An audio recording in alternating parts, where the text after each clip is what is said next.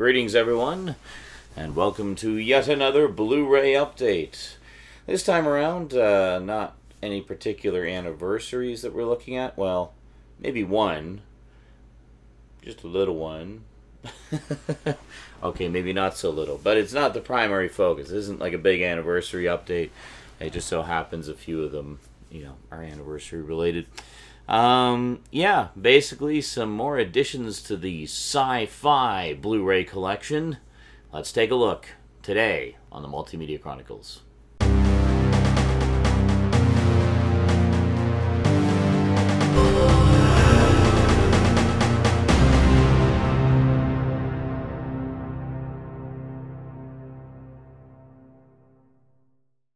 Welcome back.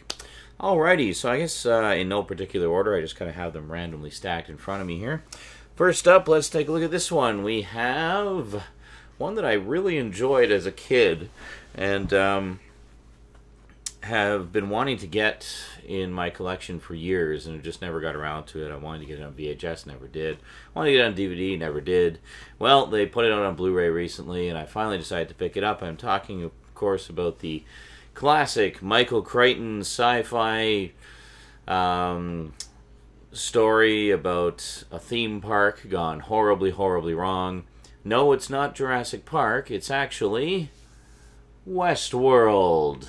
Yes, with good old Yul Brynner as the primary antagonist of the story. Actually, this was the first thing I ever saw Yul Brynner in. At the time, as a kid, I had no idea that he had done a whole pile of westerns earlier in his career, and this was kind of a little sly wink to that, having him as the gunslinger character. This, of course, is about a theme park in which all the inhabitants of the theme park, all the characters in the theme park, are actually robots.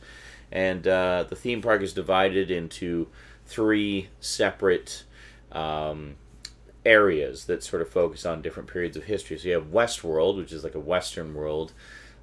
You've got Roman world, which is like, Roman times essentially.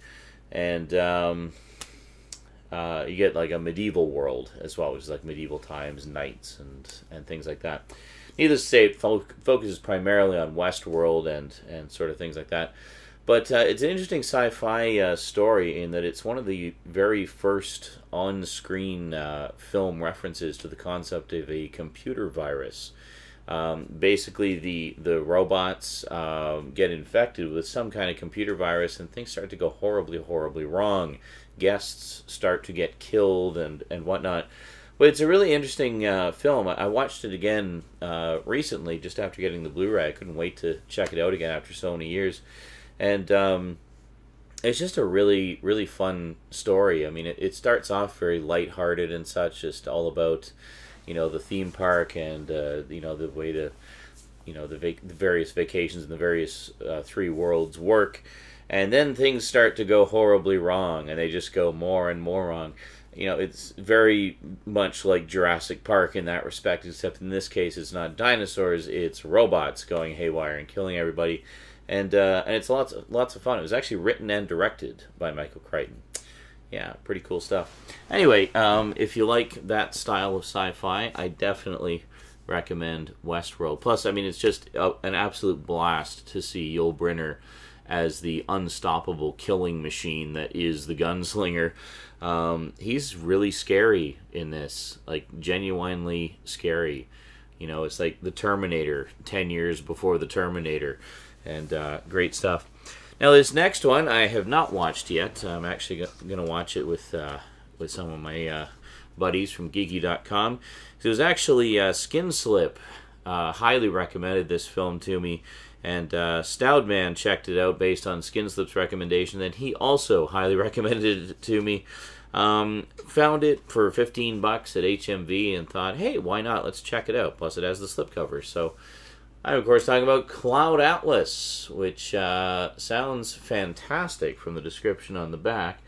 Essentially, it takes place over several generations and all across time, and why not? It just sounds like a really epic sci-fi story, very character-driven, and just sounds really, really cool and unique and different. So definitely looking forward to checking out Cloud Atlas. Now this one, this would be the, you know, tiny little anniversary one I was talking about. Okay, not so tiny at all. You knew I was going to pick this one up, and how could I resist? We have The Day of the Doctor, Doctor Who, the 50th anniversary special, 3D Blu-ray. Now this is the edition with the lenticular slipcover. I should mention there's two slipcovers for this. There's this one, which was the first release, which is a beautiful 3D lenticular cover, as you can see. And then there's a second release, which just came out recently, which has the same artwork, but it's just a regular slipcover, no lenticular shenanigans there. So if you see the lenticular one, grab it, because it's fast becoming a rarity. But really cool, really nice. There you go. Quite snazzy indeed. And this, of course, includes both the Blu-ray and the 2D version, and a DVD version as well, actually. In terms of extras, there's not a ton of stuff on here. There's a featurette called Doctor Who Explained, a behind-the-scenes featurette, and then the two mini-sodes that precede Day of the Doctor, namely Night of the Doctor and The Last Day. So, pretty cool stuff. The Night of the Doctor is, you know, I've talked about that before, and it's just fantastic. So it's great to have it in full glorious 1080p there. Now next up, speaking of classic sci-fi, this is a long-time favorite of mine. I may have talked about this one. I think I might have talked about this one like several years ago in an earlier Multimedia Chronicles episode when I got the DVD. The DVD was god-awful in terms of the transfer quality and such. I have not watched the Blu-ray yet, but I'm pretty sure it's going to look better. I haven't heard any negative things about it. But this is one of the all-time great sci-fi movies that you've probably never seen. We have Sean Connery in Outland, where he basically plays a marshal who's charged with, you know, running law and order on a mining colony out in deep space, and there's some corruption and whatnot going on there. Essentially, the best way to describe this, now it's often been described, is it's like High Noon, but it's in space. So it's High Noon in space, and it's great stuff. He basically uncovers, you know, some conspiracy stuff going on, and the powers that be try to kill him by sending a bunch of assassins after him, and it's just great stuff. The special effects in this are really good. Lots of people exploding from decompressing spacesuits and the like, and lots of fantastic model work, in particular for the mining colony and the spaceships and things like that. You've got Peter Boyle as the main villain in it, and yeah, it's just a great movie, and I highly recommend everybody check it out when you get a chance. You can find the Blu-ray fairly cheap, and I definitely recommend checking it out. I've owned this one several times over the years. I had it on Laserdisc many moons ago, which you'll probably see in a Multimedia Chronicles episode, Multimedia Chronicles Retro episode at some point.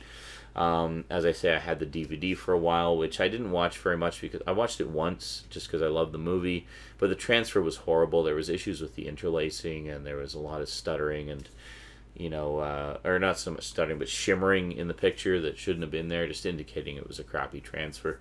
So I'm really looking forward to checking it out on Blu-ray, in particular just for the detailed model work and effects work in it. It's really a great looking film, and just a classic testament to, you know, practical effects from back in the day. And last but certainly not least, I have not seen the remake. I'm in no hurry to see the remake. I'll probably catch the remake on Blu-ray at some point when it hits the $5 bin. I was really not very pleased that they had actually remade this. This is one of my all-time favorite movies. This was the first R-rated movie I ever saw in the theater. I was 15 at the time. My friends and I, one of my friends and I basically just went to several theaters until we found one that would let us in. And yeah, so I had the pleasure of actually seeing this on the big screen when it was new. And, you know, I wouldn't say I was a mature 15-year-old, but I was emotionally stable at least and could handle the the content of this. It is quite graphically violent and intense, and I was already starting to get into things that were satirical and whatnot. I was a big fan of Max Headroom, for example, which is a very satirical TV show, and this was kind of right up that alley. Of course, talking about the 1987 classic Robocop, the original, the one, the only, the original. Now, I've owned Robocop in many forms over the years. I've had it on VHS. I used to have the Criterion Laserdisc. I actually now have that same edition somewhere. I don't know where it is. Is it on a shelf over there? I don't know where I put it. Anyway, I have the Criterion DVD, thanks to Skinslip sending me his copy a while back. Very, very grateful for that. And then, of course, a viewer sent me the Robocop Trilogy collection, which had the old transfer of Robocop on there, which was an old MPEG-2 25 gig transfer, kind of light on extras. This is the new 4K remaster, which looks fantastic. I haven't sat down and watched the whole thing. I just kind of skimmed through it to see what the image quality was like, and it looks amazing. They really did a fantastic job. This is the version of Robocop that we've been waiting for. If you're wondering about slipcovers, it did not come with a slipcover. This is just as it comes. And yeah, so definitely pick this edition up if you want to have the best edition of Robocop. And I'm guessing that 2 and 3 and the trilogy set are now out of print because they seem to be going for collector's prices on Amazon right now. So I guess if you didn't luck out and get them while you could, then you just got to wait for a re-release or pay through the nose for the previous editions. The transfers of Robocop 2 and 3 were fine. There was no issues with them. They look really good. They were newer transfers done. You know, they were 50 gig discs and better encoding and whatnot. So for a long time, you know, myself and other Robocop fans have been waiting for a proper remaster of the first one. And, well, I'm glad to say that it's finally here. So this is definitely the one you want to get. Very, very good stuff. So there you go. Some new additions to the Sci-fi Blu-ray collection. Some pretty quality stuff there, I think. Definitely. These are all ones I think I'm going to be rewatching quite a bit. I know these two, of course, and this one, and probably this one too. This one, well, we'll wait and see what I think of it. But from what I know about it, and you know, judging from past recommendations of my friends, I'm pretty sure it's one that I'm going to enjoy. So definitely looking forward to checking that out. Actually, funny enough, that's the only movie out of all of these that I haven't seen. So not too bad. Usually it's a pile of stuff that I haven't seen yet, but this time there's only 1 out of 5. Not too shabby. Anyway, that is it from me to you for now. So until next time, thanks for watching, and sayonara.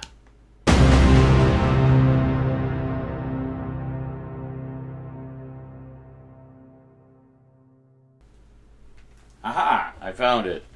So we got the Robocop Blu-ray. We got the Criterion DVD. We got the Robocop Trilogy. If you want to know what other Robocop stuff I've got a couple more things here. Also got Crime Wave, which is several episodes of the 80s Marvel cartoon series. And finally we have Robocop The Beginning. I don't know why they call it The Beginning, which is basically the complete 22 episode series. Sorry, I'll sit down. Hi, how's it going? Yeah, so there's a couple more Robocop things I still need to pick up. Got to try to track down. There's a complete series set of the Marvel series, a UK set. This is a Region 2 edition here. Has 8 of the 12 episodes on it, or 9. 8 or 9. 1, 2, 3, 4. It has 8. Yeah, there's 12 episodes total. So this has 8 episodes on it. There was also a 4-part miniseries of Robocop called Prime Directives, which I really want to get. So yeah, one of these days I'll pick those up. But in the meantime, at least I've got all of these, so pretty much good to go for my Robocop fix. Anyway, just wanted to throw that in at the end. See you next time.